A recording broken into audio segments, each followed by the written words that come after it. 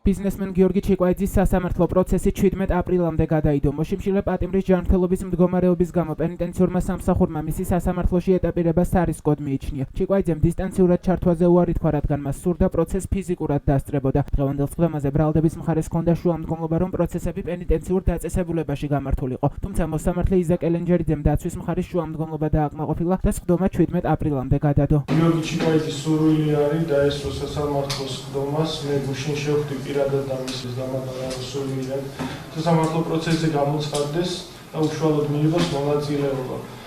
შესაბამისად, ჩვენ ვეთანხმებით ჩვენს კოლეგას და თხოვნა იქნება, რომ დაახლოებით ერთი თვით გადავიდოთ ამ სასამართლო პროცესში. მის ჯანმრთელობას რომ არ შეექმნა საფრთხე, ასე ვთქვათ, არ მithos მისი გაუარესება ჯანმრთელობის, ხოლო ასევე არ გაგრძელდეს საქმის გაჭიანურება, ასე ვთქვათ.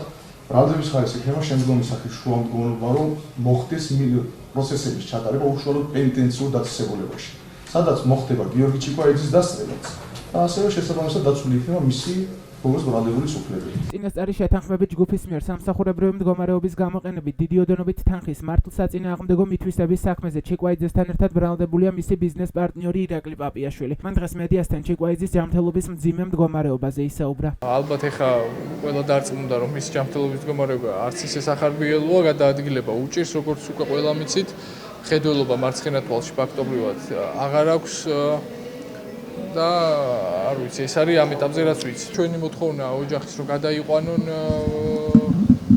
მრავალპროფილურ კლინიკაში, ეს არ ვიცი იქნება ვივამედი თუ სხვა. მოგვიანებით გიორგი ჩიკვაიძემ წერილი გაავრცელა, რომელშიც საუბრობს თუ რატომ არ მიიყვანეს დღეს სასამართლო პროცესზე. ჩიკვაიძე უარს ამბობს ციხის სამედიცინო დაწესებულებაში მკურნალობაზე და წერს, რომ იქ მისთვის საფრთხის შემცველი გარემოა. გარდა ამისა, დაკავებული ბიზნესმენი მიმართავს საქართველოში აკრედიტებულ დიპლომატიურ კორპუსს. დღეს მომზადებული ვიყავი და ვიცოდი, რომ პენიტენციურ დაწესებულებას ეტლით უნდა გადავეყვანეს სასამართლო პროცესზე დასასწრება. ჩეთანხმებისამებრ სპეციალური ადაპტირებული ტრანსპორტი მოვიდა ჩამიყვანეს მანქანასთან, გავემზადეთ წასასვლელად. უეცრად ერთი ბადრაგი მოვიდა და მითხრა, რომ უკან უნდა დავბრუნებულიყავი საპროცედურო ოთახში, სადაც კვლავ ამიღეს ანალიზები. უეცრად მთავარმა ექიმმა მითხრა, რომ სასამართლო პროცესს ვერ დავესწრებოდი, რამაც გამოიწვია ჩემი გაღიზიანება. ეს დიალოგი გადაიზარდა ყვირილსა და ჩხუბში. პროტესტის ნიშნად შიმშილობასთან ერთად მივიღე ახალი და მყარი გადაწყვეტილება, რომ აეკრძალოთ ნებისმიერი სახის სამედიცინო კვლევები და მკურნალობა მე-18 დაწესებულების ექიმებს, რადგან თავს არ ვგრძნობ უსაფრთხოდ მათ ხელში. ცალკე მინდა მივმართო და ჩემი ღრმა პატივისცემა გამოვხატო საქართველოში ამერიკის ელჩის მიმართ. საელჩოს კომპეტენციის და მონიტორინგის ფარგლებში თქვენ დეტალურად ხართ ინფორმირებული ამ საქმეზე და ჩემს მიმართ დევნის არაერთ ფაქტზე. დაუყოვნებლივ გთხოვთ ამ მონიტორინგის ფარგლებში განახორციელეთ თქვენი ან თქვენს მიერ ნდობით აღჭურვილი პირის ვიზიტი. თქვენთვის მაქვს რაღაც სათქმელი, რაც ეხება პოლიტიკური უსაფრთხოების ნაწილს და ორ ქვეყანას შორის ურთიერთობას.